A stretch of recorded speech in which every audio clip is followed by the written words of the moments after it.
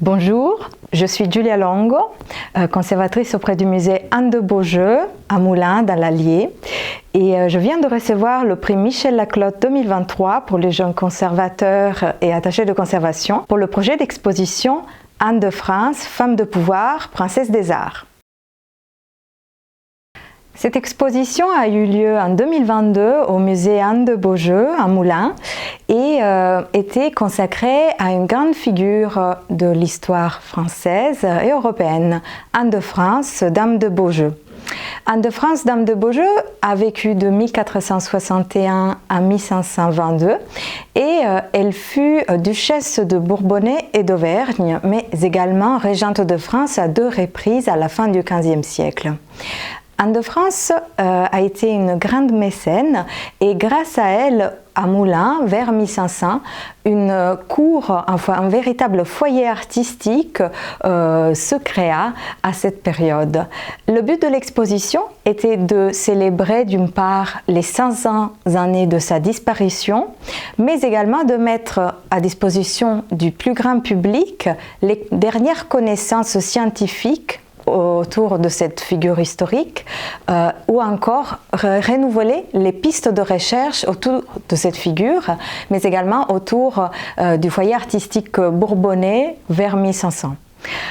Donc l'exposition s'est composée d'une exposition principale intitulée Anne de France, femme de pouvoir, princesse des arts, mais également d'un catalogue qui a été accompagné d'un catalogue scientifique et d'un colloque international qui s'est tenu à Moulins, au théâtre de Moulins le 16 et 17 juin 2022 et qui était consacré à ouvrir certaines pistes autour, certaines interrogations autour de la figure d'Anne de France ainsi qu'autour du foyer bourbonnais.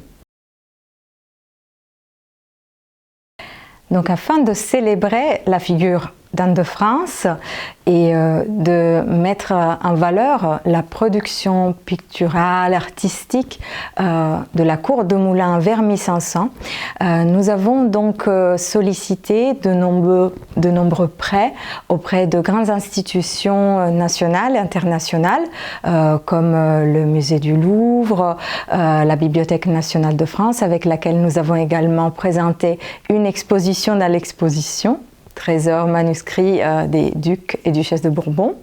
Et nous avons également eu la possibilité d'accueillir à Moulins pour la première fois des œuvres prestigieuses qui venaient de grands musées comme le National Gallery de Londres ou la Wallace Collection, qui venaient juste de s'ouvrir à la possibilité de prêter des œuvres. Donc on était extrêmement honorés de recevoir ces œuvres. Parmi les œuvres phares de l'exposition Anne de France, il y a un panneau en bois polychrome qui a gardé probablement sa polychromie d'origine, qui est d'ailleurs en cours d'étude au C2RMF. Ce panneau héraldique est saisissant. Il faisait probablement partie d'un lit de parade qui a abrité probablement le couple ducal, donc, qui était composé de Anne de France et de Pierre de Beaujeu, duc de Bourbon. Et donc ce fragment est arrivé par une donation au musée Anne de Beaujeu à la fin du XIXe siècle. Il est intéressant parce qu'il présente à la fois les armes d'Anne de France, les armes de Bourbon et les armes de Bourbon ancien. Donc il y a vraiment un véritable système héraldique dans cette œuvre. Il y a le chardon qui symbolise les beaux jeux, ou encore la ceinture Espérance qui est un emblème des ducs de Bourbon, ou encore d'autres symboles comme le collier de l'ordre de Saint-Michel qui est un ordre de chevalerie auquel appartenait Pierre de Beaujeu. Donc c'est une œuvre phare à découvrir au musée Anne de Beaujeu et qui garde encore tous ces mystères.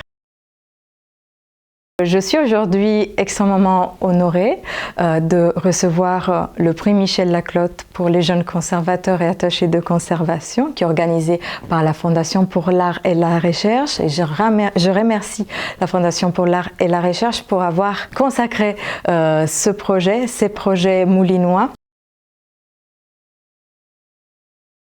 Je suis aujourd'hui extrêmement honorée de recevoir le prix Michel Laclotte pour les jeunes conservateurs et attachés de conservation qui est organisé par la Fondation pour l'art et la recherche. Et je remercie la Fondation pour l'art et la recherche pour avoir consacré ces projets moulinois.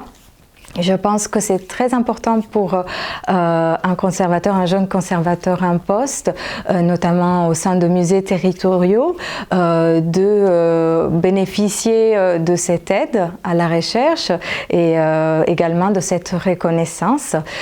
C'est un prix qui porte un nom prestigieux. Le nom de Michel Laclotte est pour nous, les jeunes conservateurs, un exemple. Et je sais combien il chérissait le patrimoine régional français et comment donc ce projet autour de la cour de Moulins s'inscrit finalement aussi dans ses préoccupations scientifiques. Donc je suis extrêmement heureuse et au nom de mes équipes, des équipes du Muséum de Beaujeu, je remercie la Fondation pour l'art et la recherche.